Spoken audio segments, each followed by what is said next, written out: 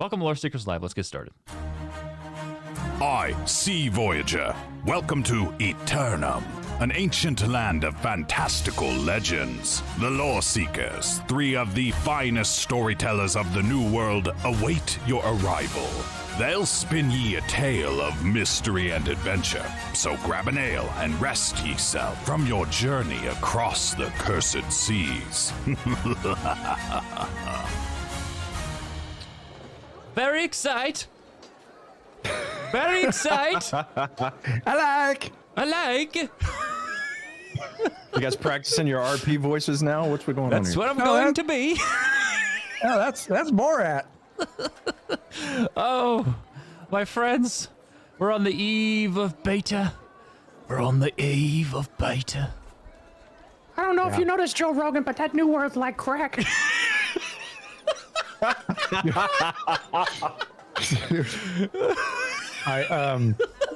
Look, so here's the general sentiment. Like this is on the serious. Like the general sentiment between us three and our buddy Solus today and in our Discord has been absolute freaking mayhem and craziness. Because yes, it is happy beta eve, everybody. I mean, This is a very, very exciting time. We have not had this moment, guys. Think about this.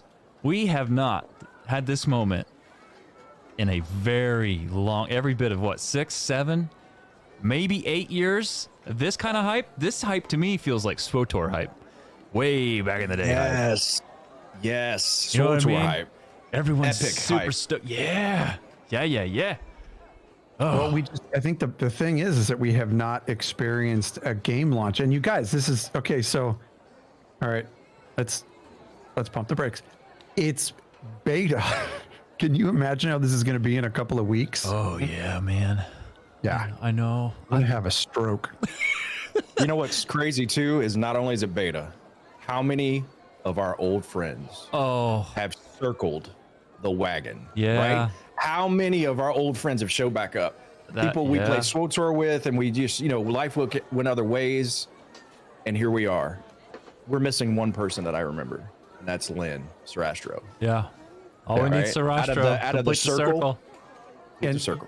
you want to know something funny? Is I was listening to. I had a little period of reminiscence here over the past couple of days. I listened to Eternum podcast yesterday. I caught Solus's latest show. Yeah.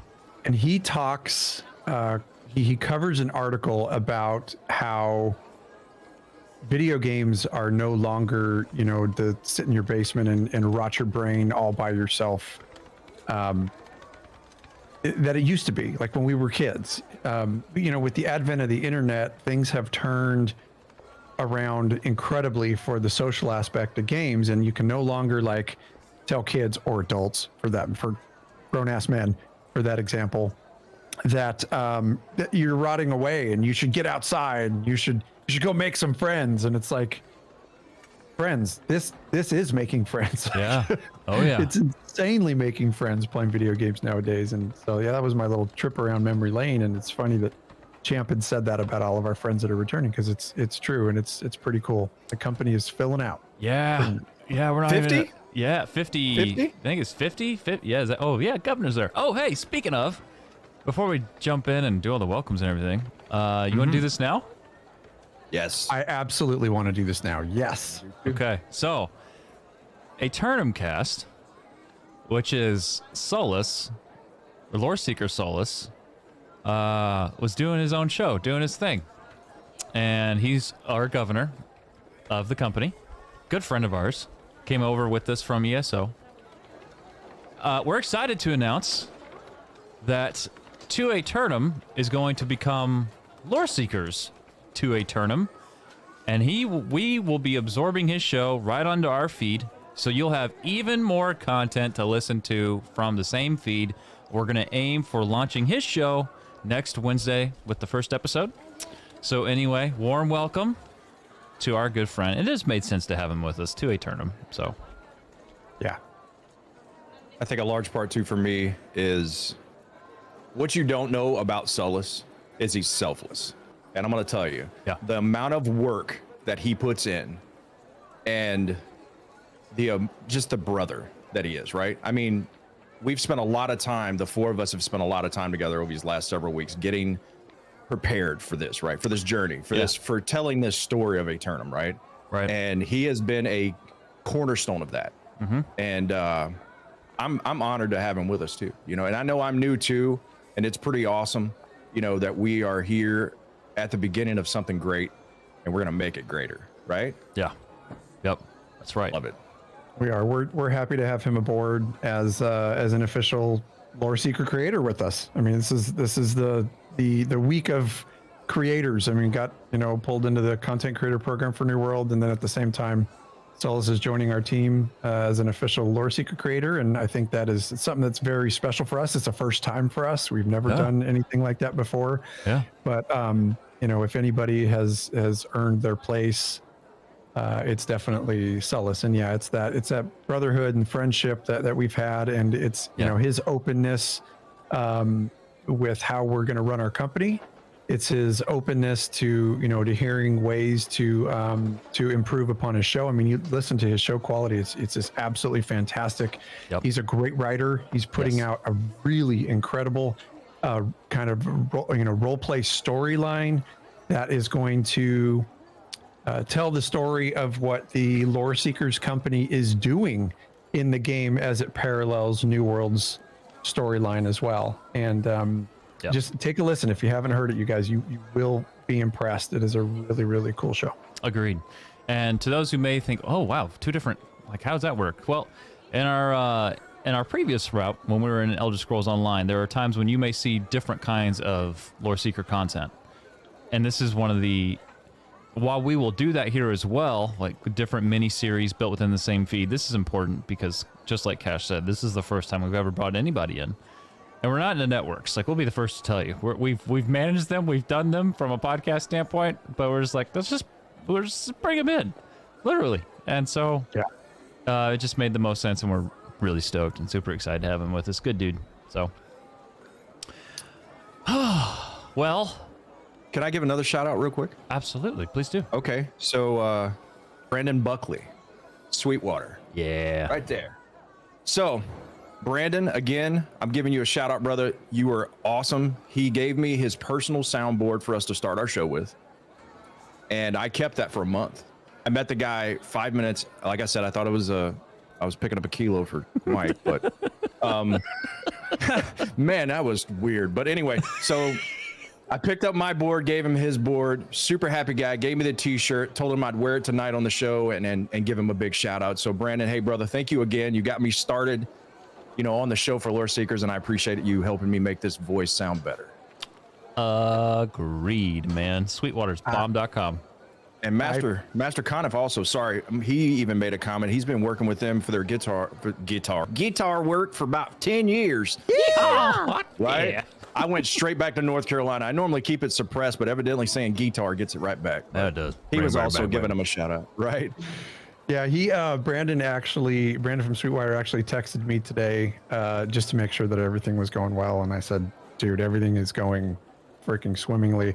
I personally don't think you even need that setup with that freaking sexy A voice. I think all you need is a freaking can and a string, and you probably sound amazing. You're too kind. But that's just me. Got that voice, yo. Got that He makes commercial me voice. call him. He makes me call him at night and just talk so he can fall asleep. It's a privilege. I'm just gonna say it's a privilege. They need to hire. They need to hire Champ for that Tux place, the one that says you're gonna like the way you look. I guarantee. There it is. You're gonna like the way you look. I guarantee. Yep. Oh, stop. My clothes are falling off. They're off. They're over on the other side of the road. Oh gosh, that's funny. Well, everybody, welcome. This is episode 4 of the Loreseekers podcast for New World. We are your hosts. My name is Jibs. I'm joined by the only guy with hair from Northern Indiana. Not you, eyebrow in the middle. Champ. He's in the middle for you because he's on the right for me, so I'm confused. Where am I supposed to be at? You can. What direction? 145. He doesn't recognize his own face. Good to be back on the show. Looking forward to talking about this beta hype. We got some good stuff to talk about, and it's good to see you fellas. Yeah. Good to see you. Yeah. Good to see you, my man. Good to see you guys. And Super excited. hailing from SoCal, he's bald and beautiful. My good friend, Cash. With the raised eyebrow. Thanks, buddy. Yeah, so I'm on the cusp of 3 weeks off of work, which has been absolutely fantastic for content creation. No, I didn't lose my job. I didn't get fired, I swear. I just had a bunch of time stacking up, and I needed to burn some, so I figured this is like the perfect time to do that. Absolutely. So tons of content creation over the last few weeks. We're really working hard on our YouTube channel, populating that with some videos and some things to make you guys laugh. And yeah, so we talked a little bit about it before the show, but today, friends, is not only Beta Eve, it's my 21st wedding anniversary. Happy anniversary to you. Yeah, I know. I'm not dead yet. And like I was saying also before the show, my wife literally left a card for me this morning. Usually get up in the morning, I have my little routine, I go downstairs, I get my coffee ready and stuff, and there was a card waiting for me, and I opened the card and I read it. Happy anniversary, sweetheart. Surprisingly, after 21 years, I haven't killed you yet. That's a warning, bro. Dude. That's a warning. I lolled. Sleep I with one eye open. Yeah, I could, like I was saying, I could wake up dead and that'd be it. But Well, you wouldn't wake up dead. And you'll be dead. So anyway, yeah, beta. But congratulations, buddy. 21 years. That's awesome. Thank you. Oh, yeah, beta. Oh, man. Whew. So, for those listening, like we've made mention already, this is Beta Eve. We didn't want to record later for selfish reasons because we want to play. So, you're going to get our beta impressions next week. But this week on the show, which, by the way, hey, we're doing this live over at twitch.tv/LoreSeekersCast. If you want to come be a part of the live show, be a part of the train wreck before the edits and all the fun, unedited version, you can head on over. We do this once a week. Plus, more streams are coming. More streams are coming. Hashtag soon. Oh, yes. Soon. I think by the time the show comes out, we are going to have already streamed a couple more times. Right. Yeah. Oh, yeah. Yeah, for sure. Yeah. Wow. All right. So, well, I guess we'll just jump right in. Anyway, I kind of still want to keep talking about beta, though. I mean, beta's coming. Let's talk about beta. Beta's coming. I mean, I'm sure it's going to come up, but I mean, for hell's sake, let's talk about beta.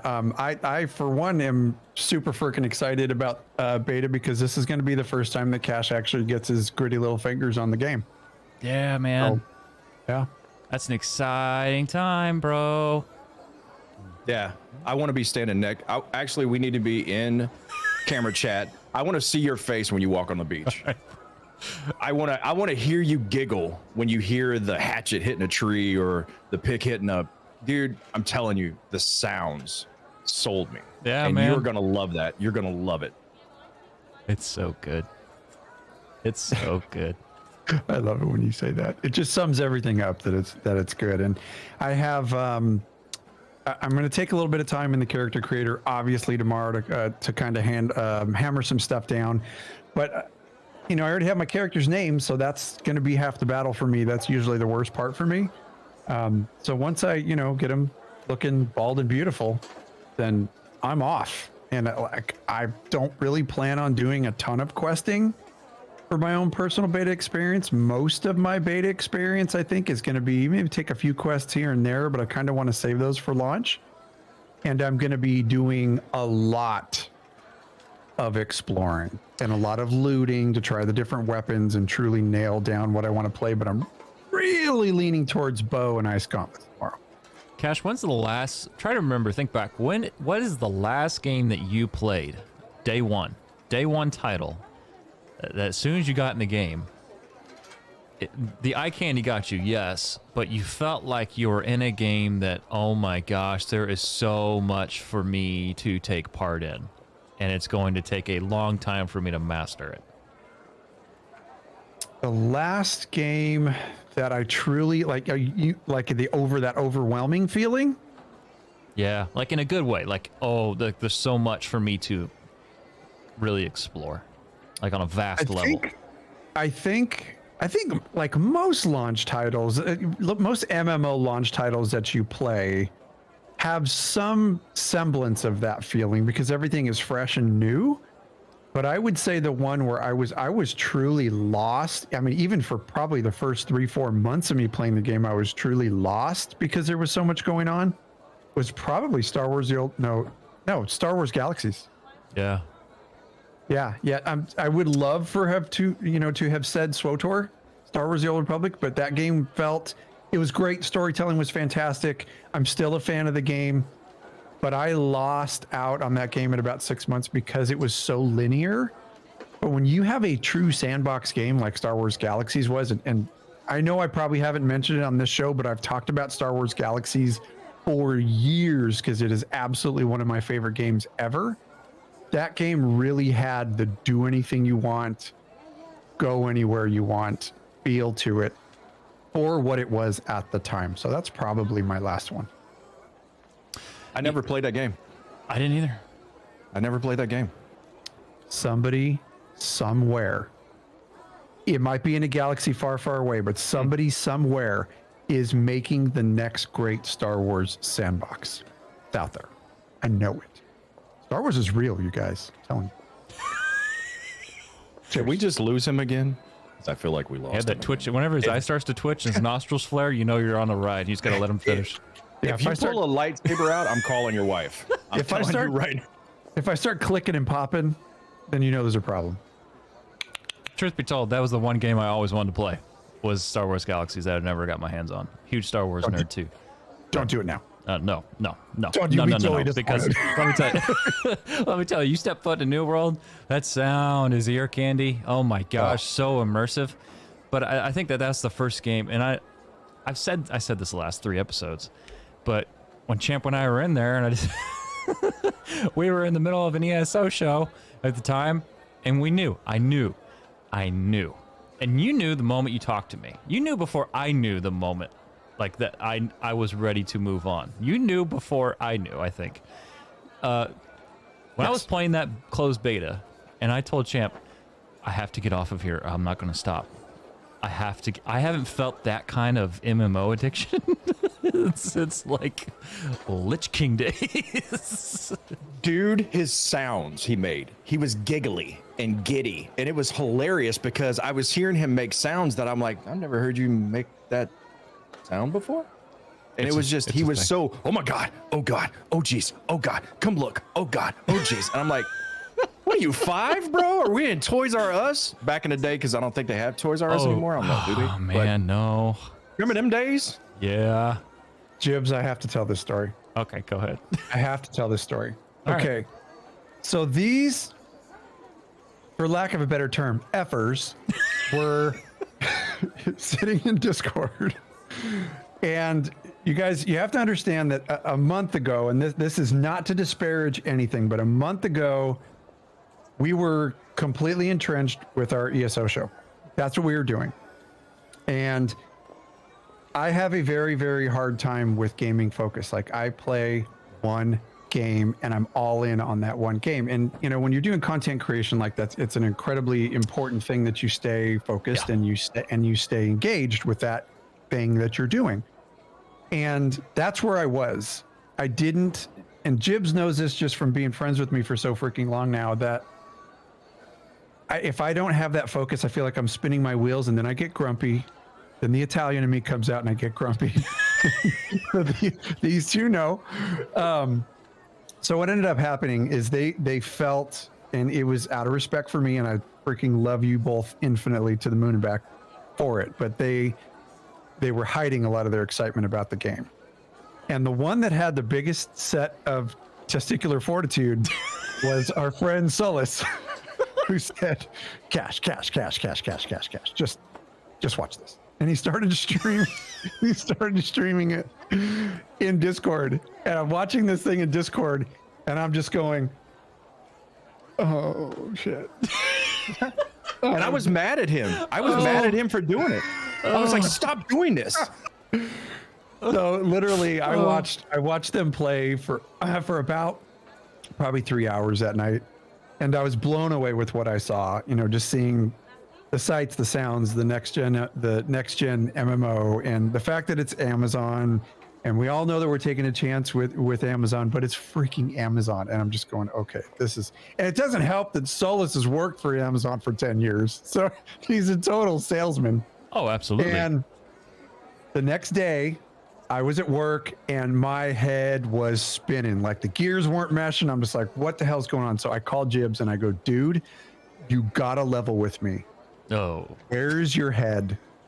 And it was silent for about 10 seconds. And Jib says, bro, I haven't been this excited about a game in years. And I've had to hide it from you. And it was that day we had a long talk that day. I called Bruce, I talked to Solus, and we ended up making the decision that day. Okay, if we're doing this and we're doing it. And we landed where we did. And now, you know, after a month of watching stuff and content creation, I'm very, very happy, very excited about where we landed. yes. Agreed. All of that. I was legit trying to hide it. I'm not even gonna lie. I was doing my best. And I got so mad. I got so mad at Solus and you picking at Cash and just poking. I'm like, stop it. I was messaging JB in Discord. I'm like, you quit right now. You stop it. And as soon as you told me, and it was funny because then you didn't want to tell me because I had just come over from the game I'd been playing for years, which is WoW, to play with you guys. And you were like, hey, I talked to JB this morning and I really like New World. And I'm like, finally, now I don't have to be that guy. But it's cool. It was cool watching the excitement. It's fun watching the excitement because I've known you guys for years. And rarely do you get excited like this for games, right? I mean, you just don't. And some content comes out and you get hyped, but the way you guys have been the last month, it's awesome. It's just like right back to Sweetwater days, you know, back when it was the beginning and everything was just so real and fresh. It has that same feel to it, and I really enjoy that. Yeah, I agree. And it's new. It's AAA new, but it's new, but it harkens back to old school MMOs on so many levels. Deep, player-driven content. You know, you've got the sandbox, you've got all the gathering and crafting, which is, you know, the player-driven economies, the fact that there's governors and you know, ownership over cities and fighting for those cities and the way they integrate it all together, and then the sounds, it's just, it's so good. I know. Yeah, just a couple shout outs. There's a question in chat. Can we keep our progress from open beta to release? I don't believe that they've officially said, but typically with open betas, it's a clean wipe. It'll be clean wipe. So they can put a new client in. So yeah, I would almost 100% certainty say no on that one. That was from Intervision Art. And I want to do a quick shout out here for the Slacker Project, who is the main host for Eternum Radio. Welcome to the show, and thanks for coming in. He made a comment that said, this is vanilla New World. And he's absolutely right. It is vanilla New World. And we can all remember whatever game you were playing way back in the day when Vanilla WoW came out, and we all got slurped. I'm sure the vast majority of us in this room got slurped into Vanilla WoW, and just how that game felt right off the bat. You know, issues, every game's going to have issues. New World is probably going to have a couple issues. Hopefully it doesn't. But give it a chance. Give it a chance to hit the ground running and give those devs a chance to fix the things that need to be fixed. Those things are almost always ironed out.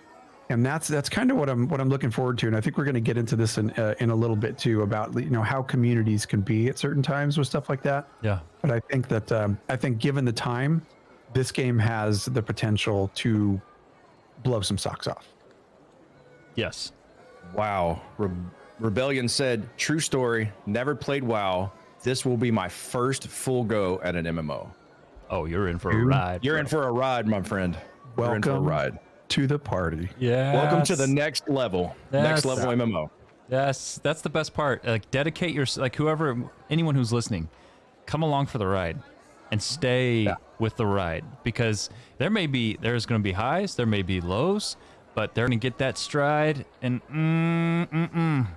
that's going to be money. Oh, listen to the excitement in your voice, dude. Oh, I have not been this excited. So I've always wanted a sandbox MMO. You have known that for years. You know, we created content for 4 years in Elder Scrolls Online. We had an awesome time.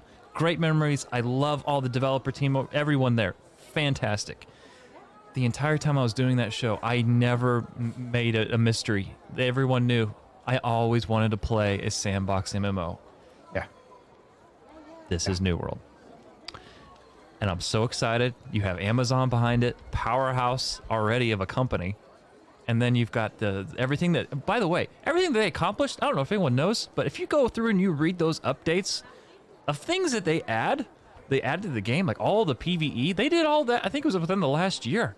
And they fixed over, like, what was it, like 1,000 plus bugs within 6 months. I mean, they are just crushing getting this game ready. Right. And Yeah, they are. Absolutely. New World Order show. Welcome to the stream, friends. They said there are also some really great content creators on Twitch. As someone that's been playing the game for the last 3 years, legit excited to finally share the game with people, hyped for launch. We are so with you, and we're newcomers. Yeah. We're newcomers to this space, and so far, everybody that we've met in this community has been super inviting. Like, not a single. I mean, besides like the comments in the chat of like some videos and stuff you're watching, people complain about stuff, but like from a content creation perspective, coming into this community, it has been really, really good. Like, everybody's been super welcoming, and that is a key sign. It's a key sign for content creators coming into a space and being new. So we really appreciate it. Yeah. Real quick shout out to the Slacker Project, subscribing with Prime. Thank you very much. Appreciate your Thank love. you very much. That's awesome. Fantastic. And then another thing, so are you going to have a Loreseeker ESO podcast and then a Loreseeker New World podcast? No, we are transitioning to New World. This is a new adventure. We're moving forward with New World, and we're going to follow and push the content there. So if you want to learn about a new existence of a game, stick with us. ESO is a good game.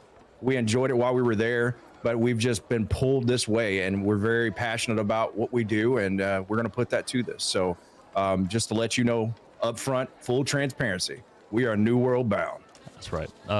Ron Swanson said it best on Parks and Rec. Never half-ass two things, whole-ass one thing. Whole-ass one thing. So there you go. Gentlemen, I have mail.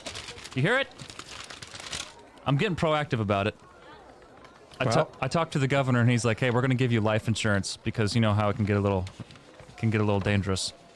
You do know life expectancy for a mailman in a tournament is like 6 seconds, right? For what? Why? No. Why? You'll find out. You'll find out. You'll find out. The bears. The bears? The bears can smell the mail. I was wondering where you were going. I'm not gonna lie. I'm like, uh-oh. Come on, bro. This is a family show. I didn't know if you did that peyote before we started the show. I wasn't sure. Peyote. Jibs, I hate to tell you, until Aeternum puts in a mail system, you're it, Bubba. All right. Well, I got it. You can always email us, friends, loreseekerscast@gmail.com. And of course, you can always call us 765-382-6961. Speaking of, I got our first voicemail ever for the show. So we're gonna hop right in here. 4th episode in. We're already getting voicemails. Here we go. Let's check this out. This is Nepthan, our good old friend. Let's take a listen. Hey, Loreseekers, Cash, Jibs, and Champ. This is Nepthan. Just wanted to call and let you guys know that I have thoroughly enjoyed the podcast so far. I especially liked listening to an episode while driving to the beach with my family. I'm very excited about this game. Who knows, maybe I'll get back into content creation, but we'll see. My question to you guys is this, and I do apologize if you've already discussed it, but what are your biggest fears with the game? And your answers cannot be cash shop or DPS meters. Dang it. Thanks, gentlemen. I look forward to hearing the next episode on my way home. And keep up the great work. And may the force be... Oh, wrong game. I'll see you on the island. Well, that's it. Oh, Nepthan, thank you, Fred.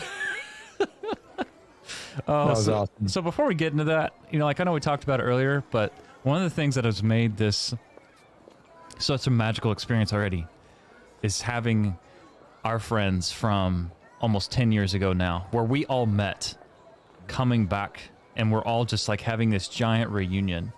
And it's made for something so incredibly special. Nepthan being at one time the host of Old Republic Radio, Guildmaster of Old Republic Dads, where we all kind of, started, really.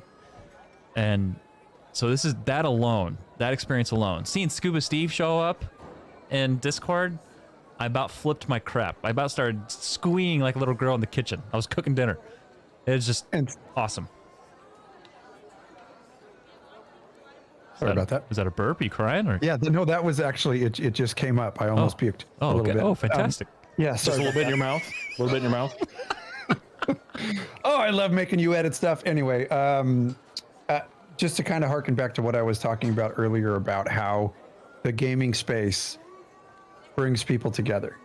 And I've already talked about this on another show, so I'll make it super short. But man, I am dead serious when I talk about that. Like, gaming brings people together, and now we're having this amazing reunion of all of our friends, and it's all around the launch of this game. And that exponentiates the experience for us. And I'm sure that is repeating itself 1,000 times over plus more out there with other gaming communities and friends all getting together and rallying around a game like this. So it's just excitement. Super hype. Agreed. So, gentlemen, what are your concerns? You heard the man. Cash shop and DPS meters. I think we need both of those.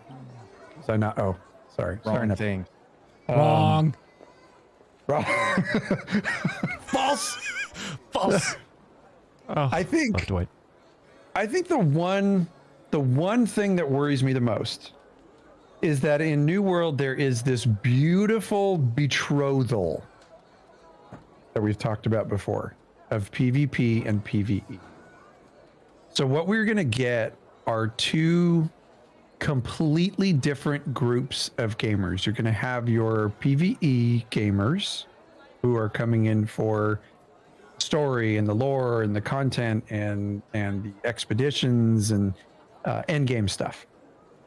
And then you're going to have this hardcore PvP group that is going to be in there. And I know there's ways to stay away from PvP. Like, totally get the flagging system and understand all that. But what I don't want to see is I don't want to see this massive separation between those two communities.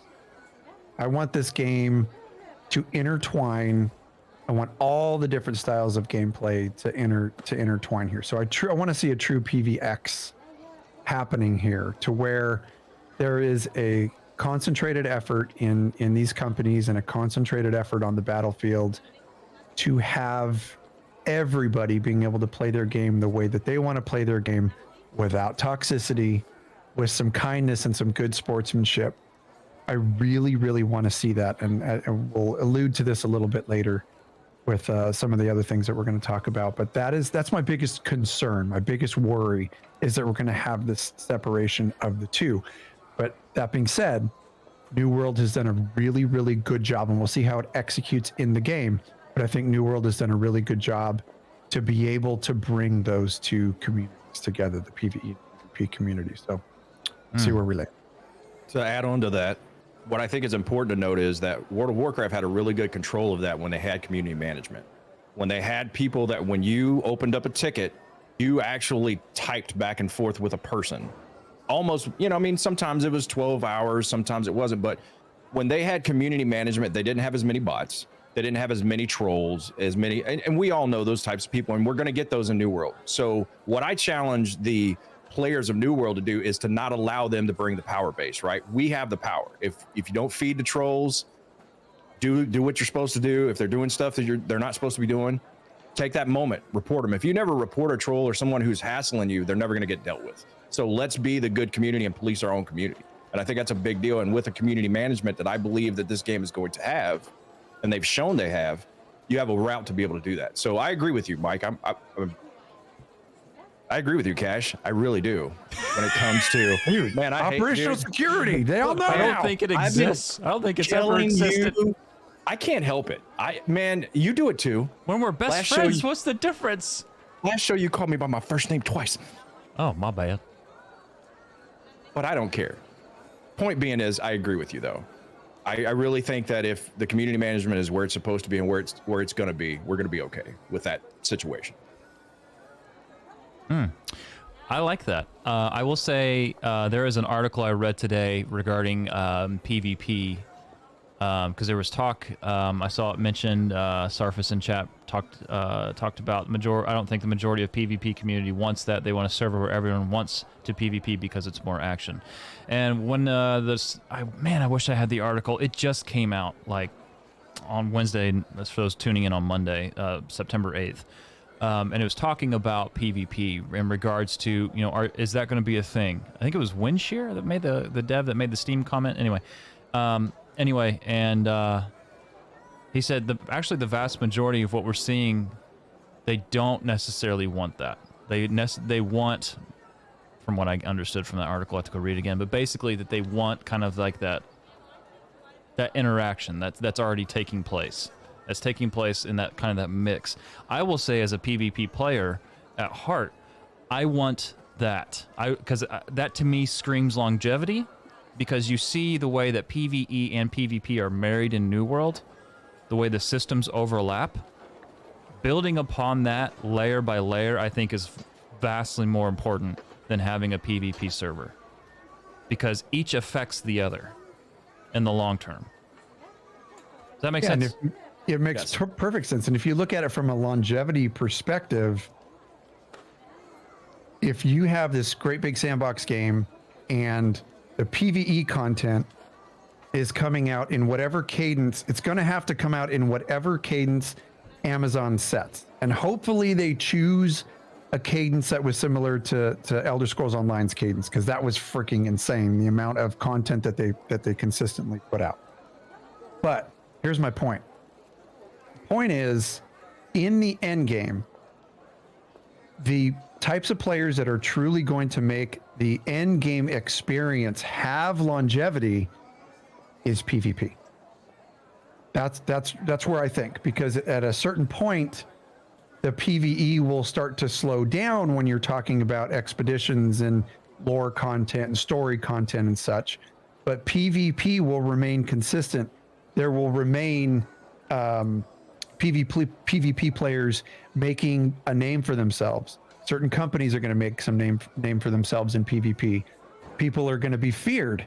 People are going to be hated, and that breeds content. Yes. That breeds the player making content. I mean, we've talked about it before on several of our shows, and I think we talked about it in this show. That thing that happened in EVE Online. It took a dude over an entire year to completely infiltrate and subvert one of those corporations, and he freaking cleaned them out, and that made the freaking news. Like, it made like the real world news, because it was absolutely insane what he did. But do you think something like that is not possible in New World? Oh, absolutely is. Absolutely. That's where the true memories are made. Well, remember in Sweetwater for PvP, I was known on the server. JB was known on the server. Dark Yoda, Graph, remember all those names? And we used to go head to head. And when we rolled in and we saw whoops, we knew we were going to have a fight. And we got excited because we knew we were going to get that. And we had some of the most epic battles, and we knew them. I ended up teaming up with them later on and playing with them and stuff. So I agree with you. The 1,000-member communities, you're going to know the people on your community, which means you can't get away with the stuff you can on a big server where you're just got that, I'm unknown, because you're going to be known. So if you are very good at PvP, they're going to know who you are. If you're good at PvE, they're going to know who you are. And if you're not the nice person in the world, they're going to know who you are. So I love that idea. It's a great concept. Imagine, just super quick, imagine having some type of like a company bounty system. Remember hunting down those people that you absolutely hated, and they were a kill on sight, and your guild in other games knew that if you see this person, it is a call to arms. You stay there. You keep him there. Keep him there. And then everybody shows up, and you make sure that person understands not to F with your company. That is player-made content, and that's what I'm looking forward to in New World. Yes. Right. Yes. All of that. Making a name for yourself on a server is huge for community. It is huge because, like you said, you both said already, it breeds content. When people know who you are, and they have that respect, like, but maybe you're tampering with another company and you go out there to make a point. Well, guess what? Their company's going to respond, and then you have this war. And what we're doing over our company has kind of that light RP factor for our members, but make no mistake, we're PvPers, we're PvEers, we're big-time crafters, explorers, all of that. So adding the extra light RP within our company gives people even more motive to jump in with their characters and just go at it. And I love that. Subterfuge, absolutely. I fully expect there to be articles written about how companies were undermined. I want that to happen so bad. I think, Jibs is talking about the light RP, and pretty much what that is for our company is that every night we have to kiss Governor Solus's ring. Oh, that's pretty much it. Do I have to bow? Is that a thing? No, just kiss the ring. I don't bow to anyone. but K-Champ. Yes. K-Champ. Except K-Champ. That's right. Just go with it. Oh, that's so good. That's so good. So, all right. So what, Champ, did you say? Did you give one? I kind of just went with what Mike said, because I agreed with what Mike said, and I just wanted to go a different route with it and explain the fact that how the community management's going to take care of the problem. Yeah. So he gave the problem, I gave the solution. Businessman. Yes. Give me a problem. I'll give you a that. solution. I love that. Okay, cool. I just didn't want to step over you. All right. Good deal. Here's mine. Do not be afraid to give the difficulty to the players.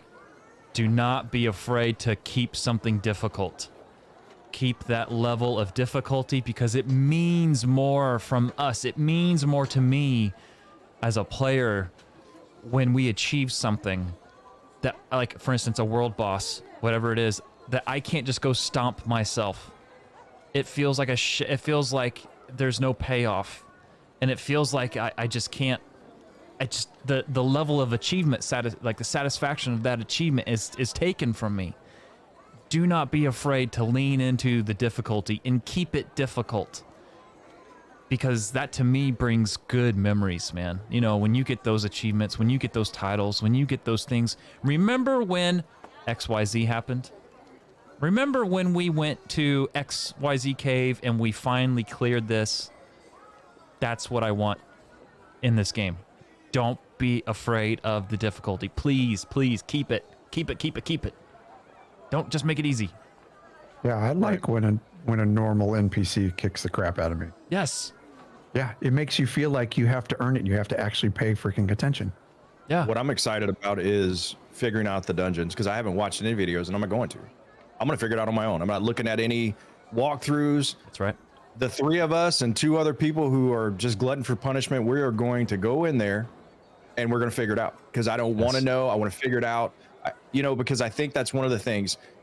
Anyone that's listening right now probably will agree. This is a very rare time you get to where if you don't look for something, you have to figure it out, right? It's not in your face all the time. There's not as many videos out there of that type of content or anything like that, because it's not there yet, right? I haven't seen any videos, but I haven't been looking for them, right? Maybe there is, maybe there isn't.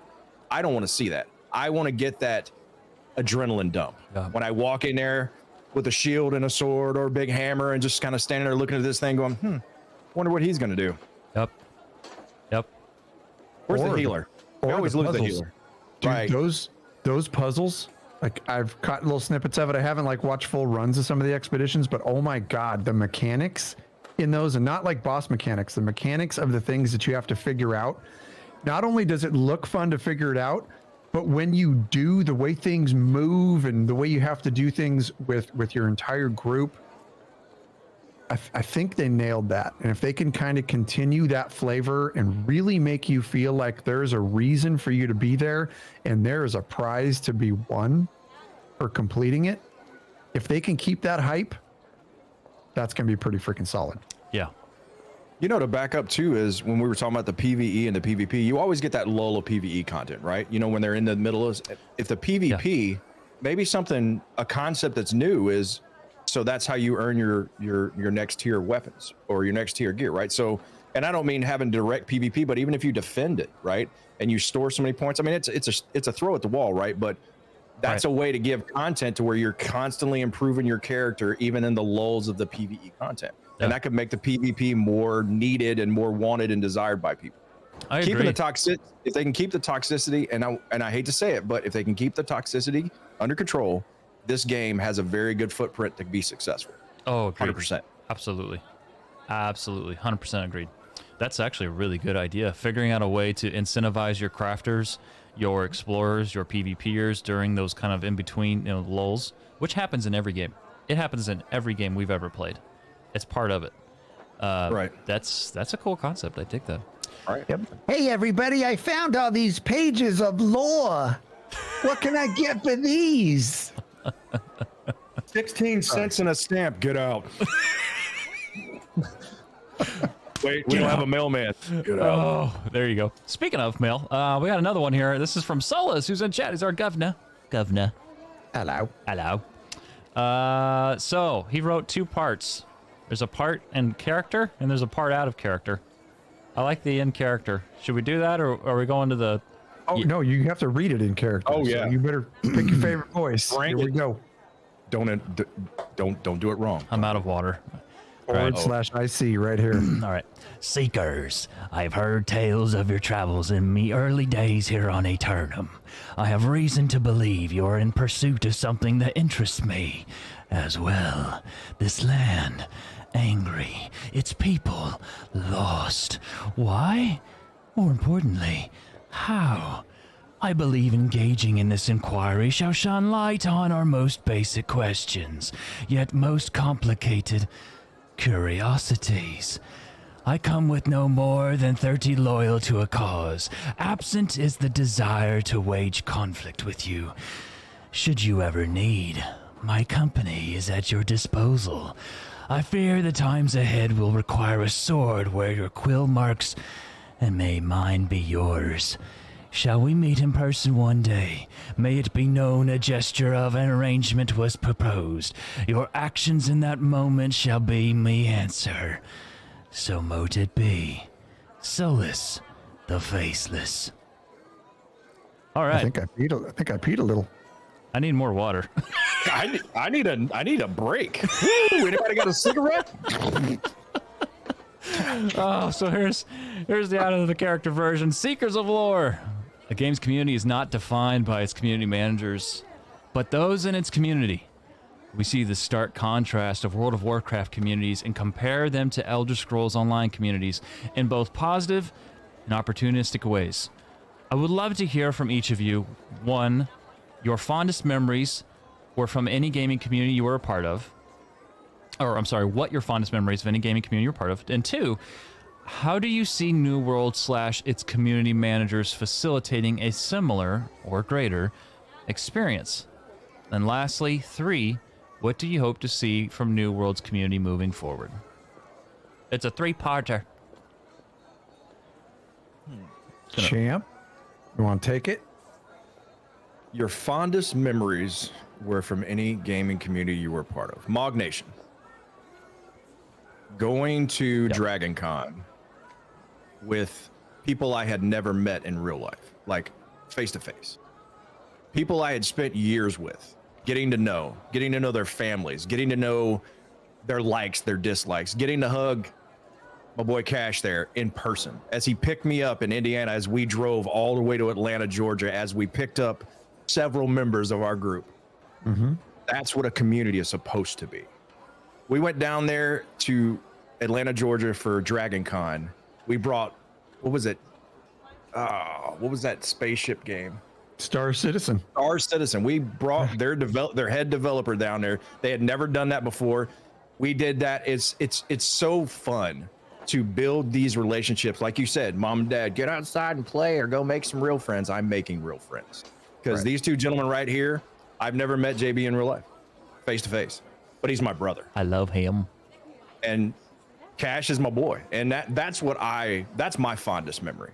I got to meet Sarastro and Pip, Jinx, and all the old names. Denver Drew, right? Remember Denver? Yeah, man. We spent several days down there just enjoying each other's company.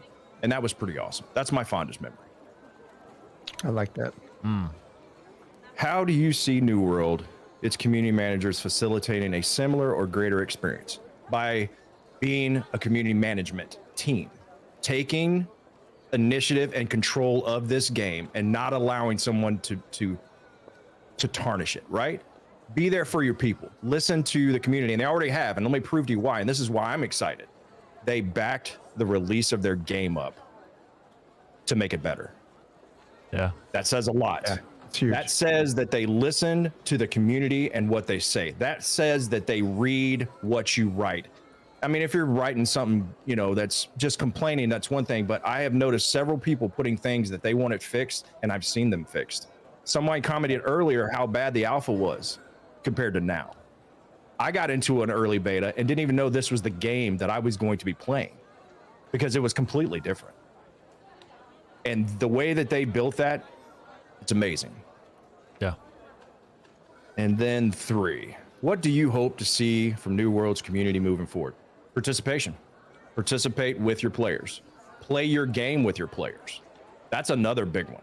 When you're out in the world and you see a community member with their mark and they walk by you, remember WoW when they had them do that, where you would see the game masters walk through? What do they call them?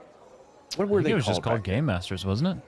Yeah, you remember they used to say that there was an old folklore of a island where you could get to if you knew how to get there. I remember that YouTube video. Yeah. Masters, yeah. So I remember that, but they were part of the community at that point, right? They were involved. They were out in the world. And if this New World's community management is in the world with their players, listening to their players and interacting with them, supporting their content creators, getting us out here so we can tell your story, right? And that's all of us. There's several content creators in our chat right now.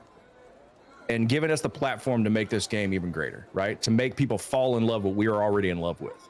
I think that's what they could do moving forward to make it great. I like that. I like all that. I mean, all that's a big yes in all caps. I think if I'm to think of what my fondest gaming memory is, fondest memory of gaming community, hands down, I think the litmus test for me is Elder Scrolls Online. I had the most fun in that game, and the game in itself was fun, but it was completely exacerbated by the community, the developers, the developers' contact with their content creators. But one of the biggest things for me was I thought I was pretty good at community management until I got into that game. That was probably the biggest community that we've ever managed. Yeah, that was big. It was a big community, and it still is. I mean, it's still thriving over there. But I made some great friends there. I learned a ton about community management. I learned a lot about myself. So that for me is that is the tip of the spear for me at the moment. For what I think New World's community managers can do, I think you have the platform as community management for this game to put yourselves out there. I mean, Amazon owns Twitch. Get on there. Do things. Engage with your community. Hop in there and play the game. There's all kinds of things for you to do to interface with your community, from a forward-facing perspective. You have an incredibly unique, number one, perspective and opportunity to turn your population of players. I'm saying right now we're a population of players. Turn that population of players into a family, and you are the glue. Community management is the glue, and you can make that happen with the platform that you have. I think the last thing here, what do I want to see for New World's community moving forward?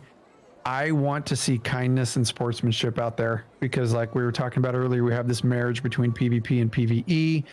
I think this is a very good opportunity for people to show the very best in them, as opposed to showing the very worst in them. Because once you start, especially with proximity chat, friends, especially with this proximity chat, it could be a very good thing, or it could be a very bad thing.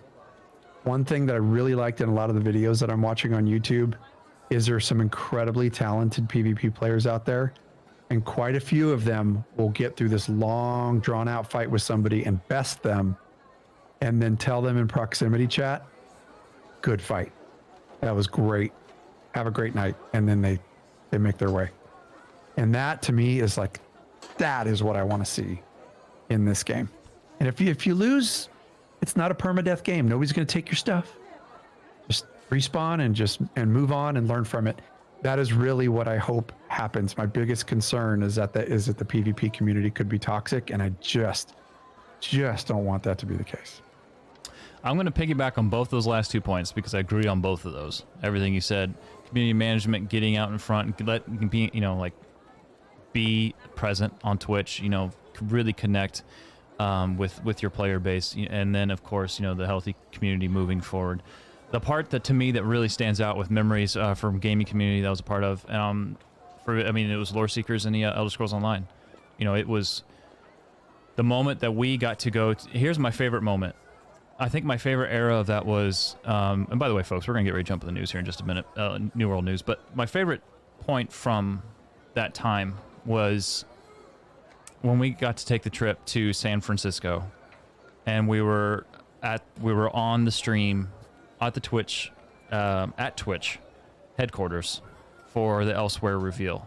We got to hang out, we got to have a great time, and at that moment, that was when it really spawned the relationships with the developers that we, carry to this day. Lore Master Layman, community or creative director Rich Lambert, Gina, Jess, just all these wonderful people and more that just great people. And I just want to let you all know, Twitch's headquarters, they have an entire floor dedicated to their cafeteria. And wait, there's more. They have insane. Beer on tap at any time, local craft beer anytime. At least this is what it was when Elsewhere dropped. Dude, they have kombucha on tap. Kombucha on tap. You walk in and they have a giant screen. Just, actually, I think it's multiple screens. No, it's one big screen filled with tiny screens. Guess what? At any time, anybody tuning in right now, it doesn't have to be partner, affiliate, whatever. You can be on that screen. In the cafeteria, there is a massive screen. Massive. And guess what? Same deal. At any time, the employees are watching you. They're watching, it's the people streaming all kinds of games, and it's cycling through. It's awesome. It's a pretty incredible place. Oh, it was amazing. I loved it. But anyway, so yeah, thank you everyone. You can always email us, loreseekerscast@gmail.com, or you can call us 765-382-6961.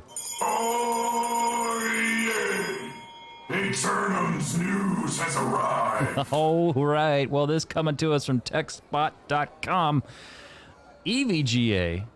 Amazon's New World killed some of our RTX 3090 cards due to bad soldering. So remember in the closed beta, there was some people's cards who were dying, graphics cards. Well, now we know why. All right, so I'm going to give you the skinny of this.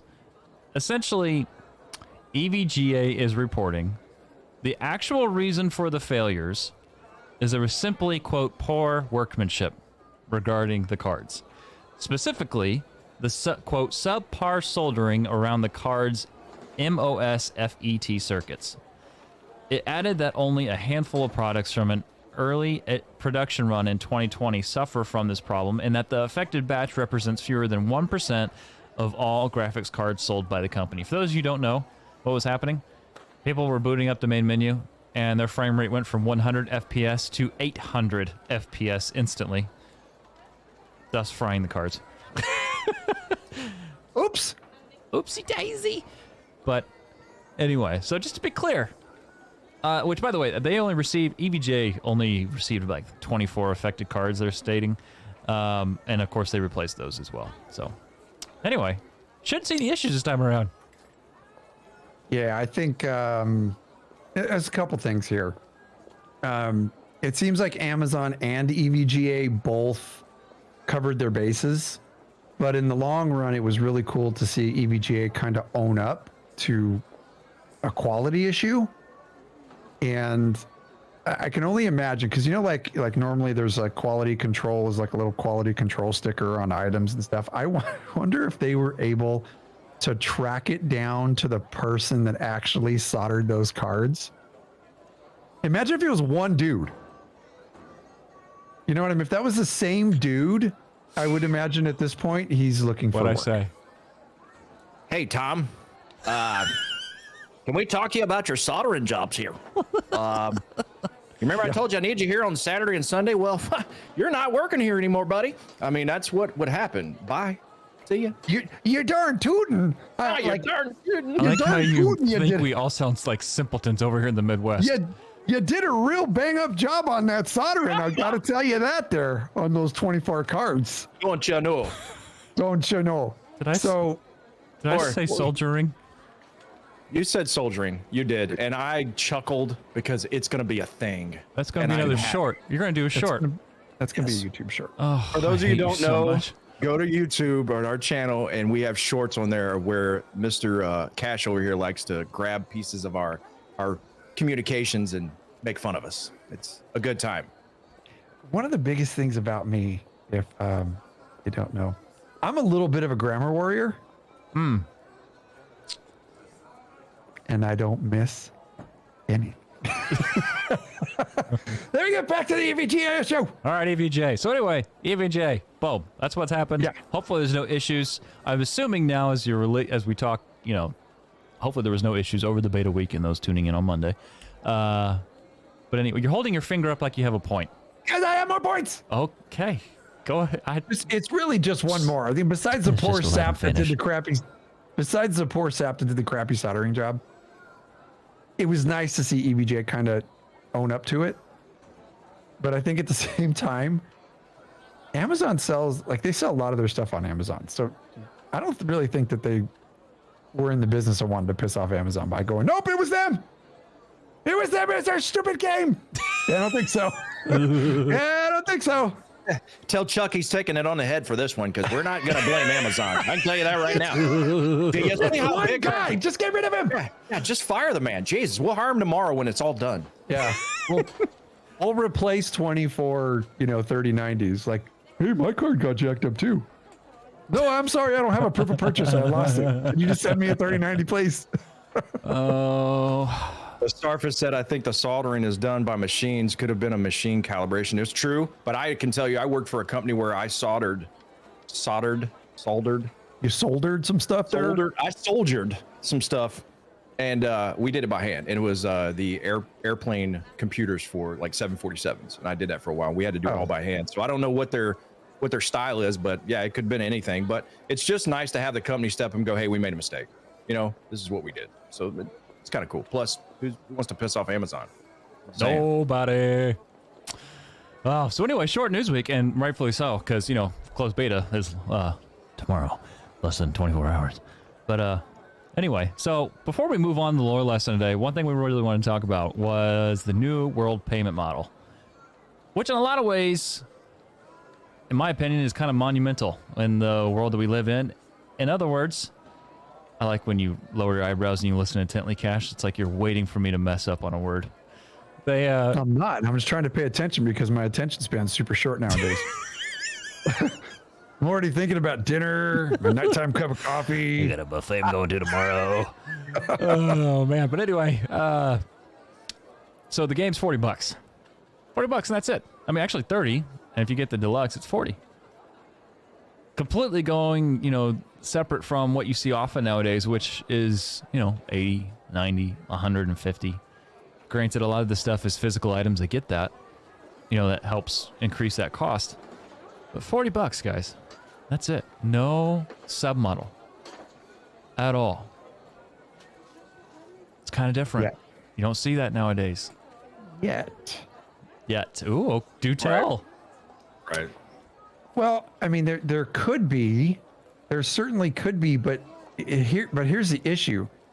The issue is they aren't starting with the submodel. So if they try and implement a submodel, that is going to be kind of a problem at this point, unless they do some type of an optional program. Like, does that make sense? So 'Cause like, you're- yeah, Go I get ahead. you. So like Elder Scrolls Online, they have the way you can pay $15 a month and you get the plus version of it, right? So you get more bag space, you get more bank space, you get more, you get free currency that you can spend in the store.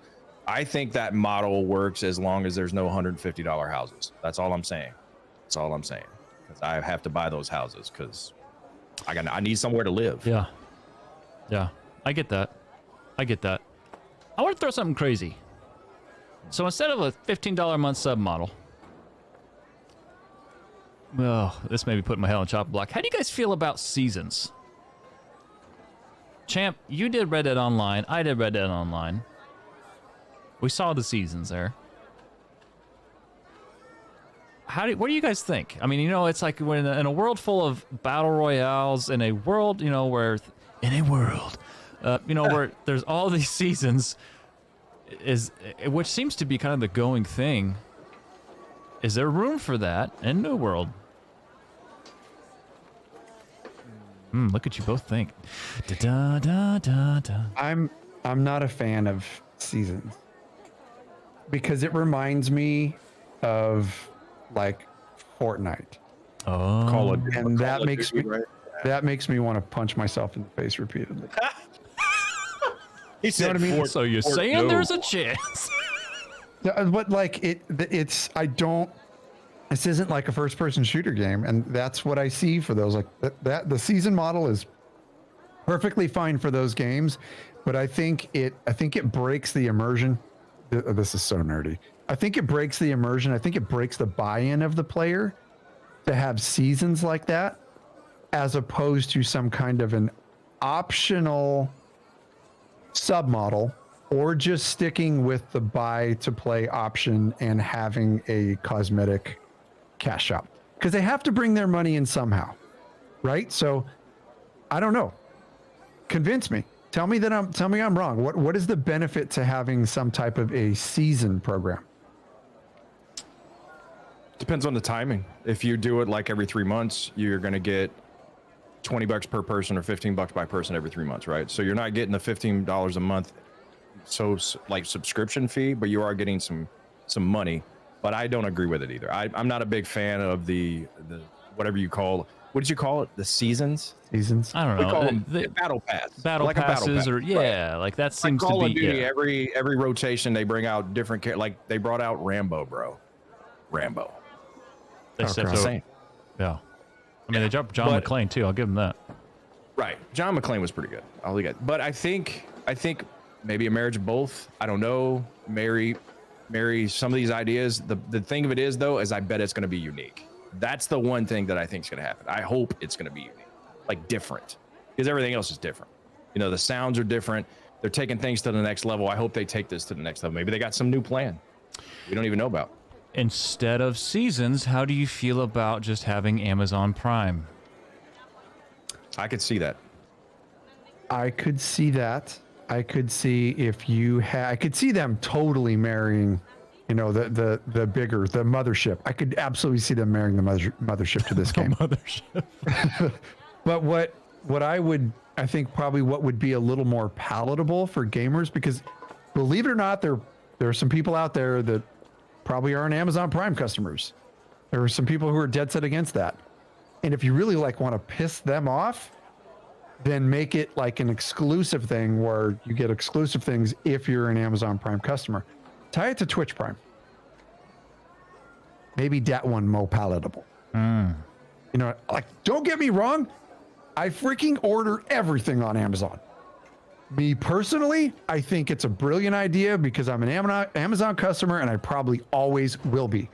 I order something and shows up 2 freaking days later. You just can't beat that. And UPS throws it on your thing. Amazon places it behind the post so nobody porch robs you and all that kind of stuff. They do it right. So I myself am a massive fan of having it tied to Amazon Prime somehow. All I'm doing is playing devil's advocate and saying that I don't think everybody is going to have the same sentiment as this guy does. So if you tie it to Twitch Prime, which is gaming centric, that might be a little bit more palatable. And as long as it's,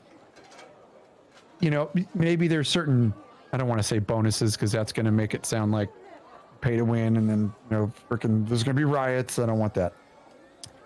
If it were some type of a thing to where, say that when an expansion comes out, you get a discount on your expansion, or small things that like aren't going to make or break people buying your game or not buying your game. If you were to tie those type of things, like maybe a daily login system, you can be part of the daily login system if you're part of Amazon Prime or Twitch Prime, and you don't get charged anything more for the monthly if you're part of those two programs. That's when I could see that working. Steelstrom said, would you pay for DLCs? I will. Yes. I'll pay for a DLC. Yes. I think that's paying them for new content, and and for me, at $40, if they keep the same pay model, I'll pay for every time they drop a big DLC, I'll pay for that. No problems with that. Absolutely. I've been playing WoW my whole life, so I mean, absolutely. And I want to invest. Like, look, they're giving me a game. I want to invest into the game even more. Like, I want to pay you money for this because I know money equals even better content. So I think Amazon's in this really unique place. And really, we are as gamers, too. We're having an MMO built by a massive, massive company that is well-funded. The mothership. I love that so much. We're, this is a whole different world. It's a new world. It's just like there's so many options. And I think it gives them a lot of opportunity to try things. You mentioned Twitch Prime. Yes, I dig it.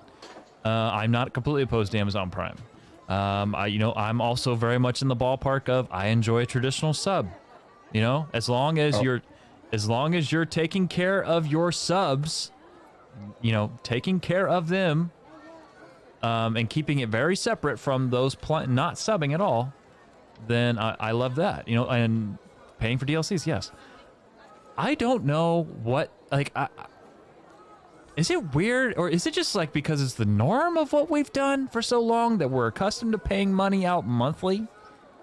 That you have that feeling like I want to give you more cash, or just playing this game, complete without it. It feels weird to me playing this game without ever having to spend another dime if I don't want to. You know what I mean?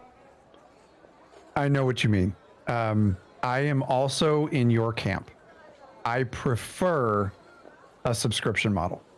And the reason being is because I feel that when there is some type of a subscription model and you are paying the money for the game, most of those players that are paying that money, besides the ones that just forgot that they're paying the subscription model and aren't playing anymore, you were invested in that game.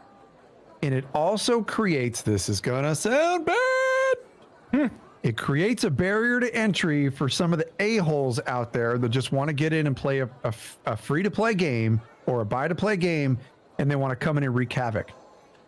Games with subs have more of a buy-in, and you tend to have better communities with that. I'm not saying that from any other place other than experience in MMOs. Folks, we played a crap ton of them. That's just my personal opinion. I prefer a sub model. I just don't know how they would pull it off at this point when they're starting the game as buy-to-play. And they do have to make money. Slacker Project in chat says, I feel like subscription model made me a bit more loyal to a game than I needed to be. Yes, sir. Yeah, absolutely. I mean, I have been let down so many times by WoW. Patiently waiting for that next big thing, right? From Panda Land till now.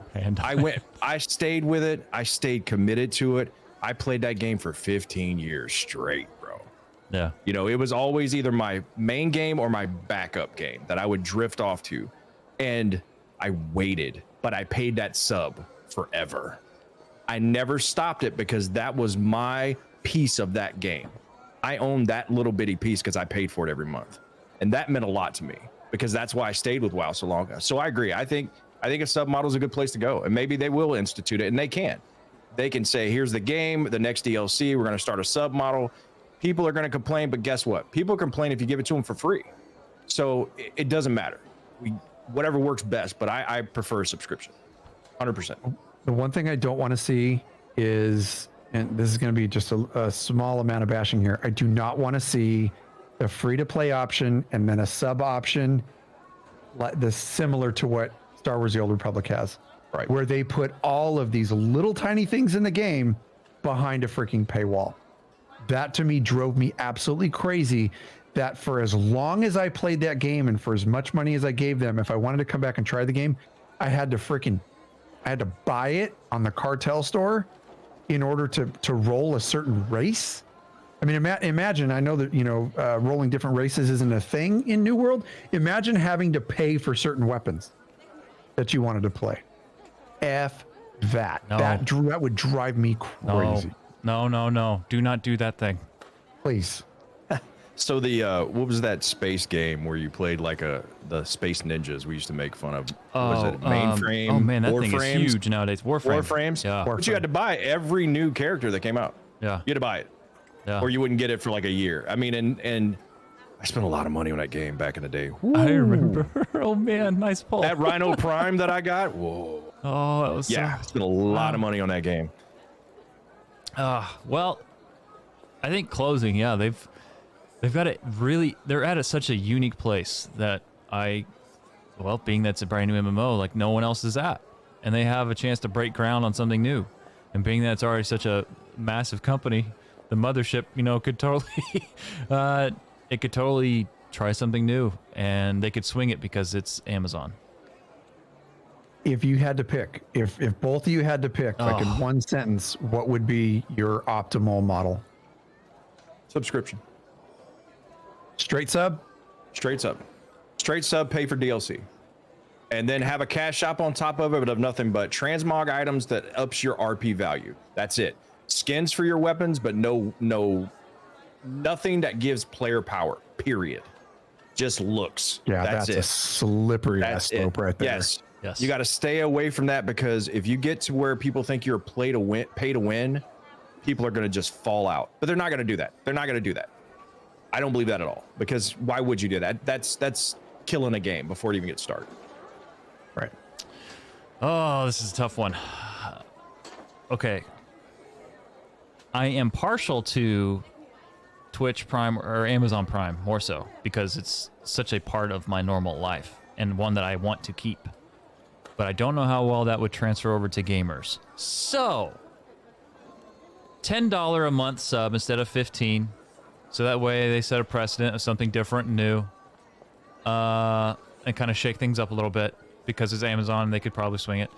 And everything that Champ just said. All that. All of it. Agree. You guys will probably laugh, but the thing that was floating around my head is optional base sub, which means that there's a buy to play option with a cosmetic shop and tied to Amazon Prime or Twitch Prime in some way.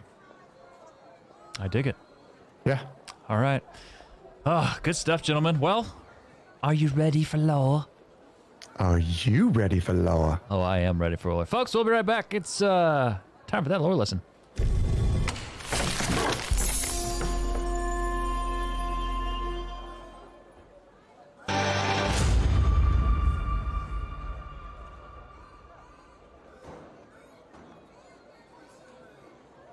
Lore Lesson 3. The Blue Elixir. Regarding Azoth. At the captain's request, I've made a study of this strange vial he carries.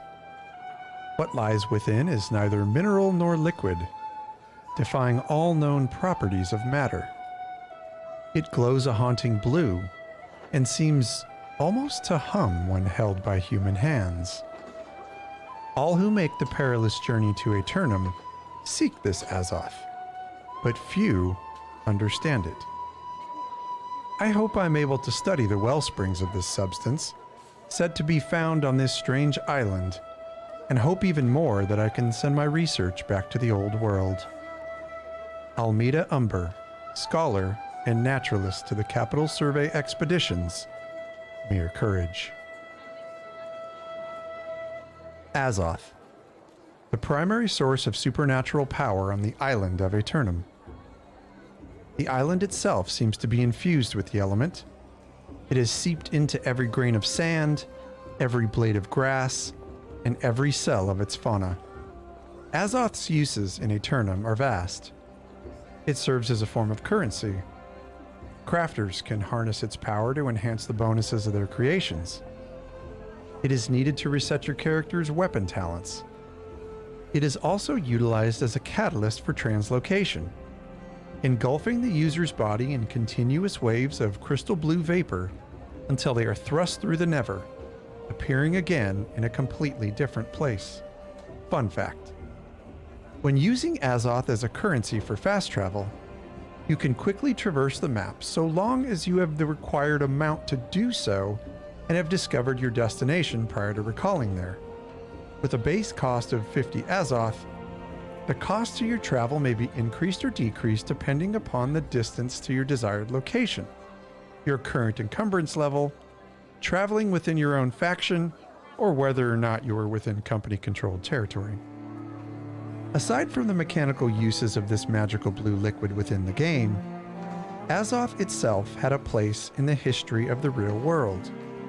To fully understand its place, it is useful for one to consider the following from a philosophical perspective, rather than that of a more practical basis. During the Age of Discovery, Azoth was believed to be an essential agent of transformation used in the application of alchemy. Alchemy, in its non-traditional sense, was practiced in China, India, the Muslim world, and Europe, and was considered a tributary of natural philosophy and proto-scientific tradition. Alchemists of the time worked to purify and perfect materials such as base metals. Many alchemists during this time period based their studies on the creation of disease cures and finding the keys to creating an elixir of immortality. An elixir of immortality is exactly what you may imagine it might be: the elixir of life. Its creation was focused upon a potion which would grant its imbiber eternal life and eternal youth. As part of an alchemical process of transforming base metals into precious materials such as gold or silver, a mythical substance was sought by alchemists during the Age of Discovery to complete the transformation. It was described as the Philosopher's Stone due to the belief that it contained the complete information of the entire universe. The substance became synonymous with the element mercury. Mercury, first discovered in Egyptian tombs dating back to 1500 BC, was thought to prolong life, heal fractures, and maintain generally good health. It was a central symbol of alchemy during the period, symbolizing perfection, enlightenment, and heavenly bliss. The name many ancient alchemists used to describe the element was Azoth. Fun fact: the caduceus symbol was used to represent Azoth. The symbol depicts a short winged staff entwined by two serpents. In Greek mythology, the staff was carried by Hermes, the herald of the gods, who was considered to be the conductor of souls into the afterlife. The term Azoth is derived from the medieval Latin term Azok, which was Arabic for the mercury. Azoth, as an essential agent of transformation in alchemy, was believed to embody all medicines and to be the animating energy of the body, the inspiration and enthusiasm that moves the mind. It was associated with a mysterious force responsible for physical and spiritual perfection. In his book Transcendental Magic, Eliphas Levi wrote, and I quote, "The Azoth, or universal medicine, is, for the soul, supreme reason and absolute justice. For the mind, it is mathematical and practical truth. For the body, it is the quintessence, which is a combination of gold and light. In the superior or spiritual world, it is the first matter of the great work, the source of enthusiasm and activity of the alchemist. In the intermediate or mental world, it is intelligence and industry. In the inferior or material world, it is physical labor. Sulfur, mercury, and salt, which, volatilized and fixed alternately, compose the Azoth of the sages. Sulfur corresponds to the elementary form of fire, mercury to air and water, and salt to earth. Here's an excerpt from a lore page found within the island of Aeternum. It's entitled Blue Lanterns. There must be other survivors of the wrecks, though I cannot see them. I see the marks of their presence, footprints tinged with azoth in the sand, leading my way forward. I follow these tracks and the strange blue flames that occupy the repurposed ship lanterns along the path. I pray I find some kind of refuge, walking in the footsteps of those who came before me. Joan Karen, Cartwright to the Capital Survey Expedition and survivor of the wrecked ship, Mere Courage. Fun fact: earning Azoth for your character in-game comes from many sources. One of the main ways is to complete quests, which usually net around 20 Azoth. Starting at around level 20, you can also destroy enemies to earn the substance, particularly those with a blue glowy hue, as they have a higher Azoth drop rate. Azoth, the water of life. It permeates all things on Aeternum, for better or worse.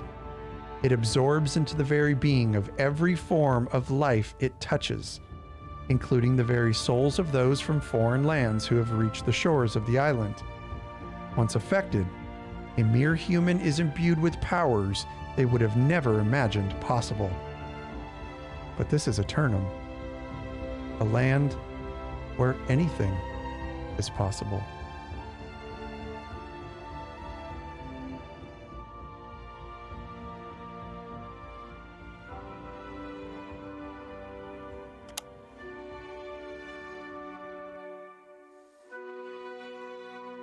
Ooh.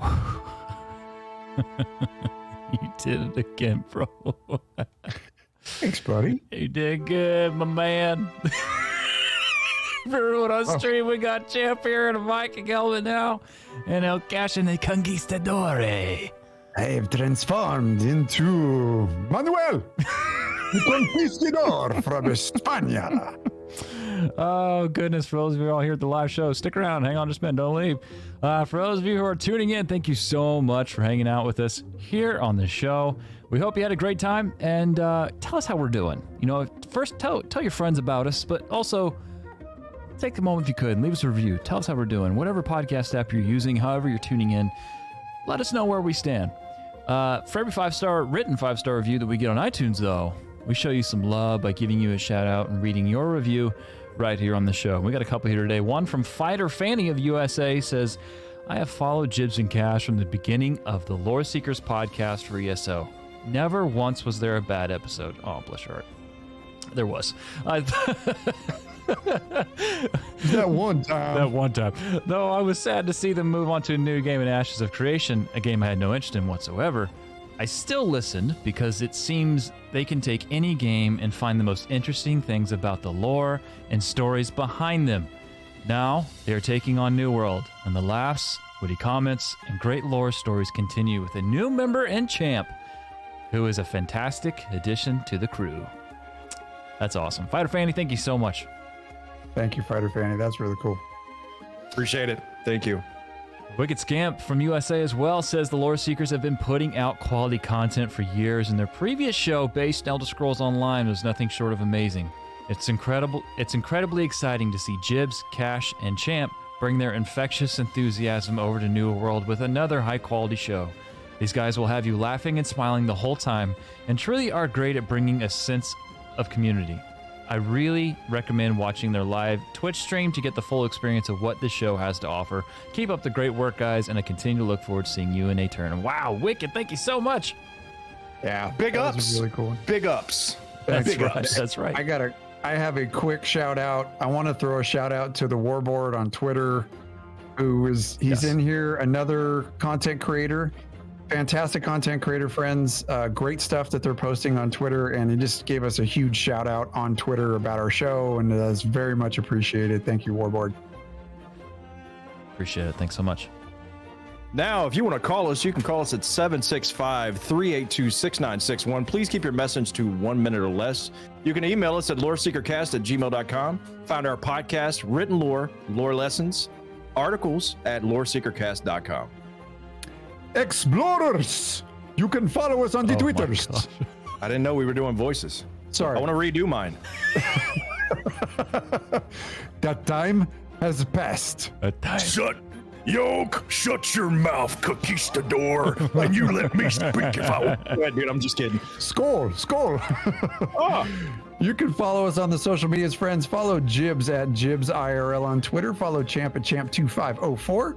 You can follow myself at Loreseeker Cash, but most importantly, follow the show at Loreseekers Cast.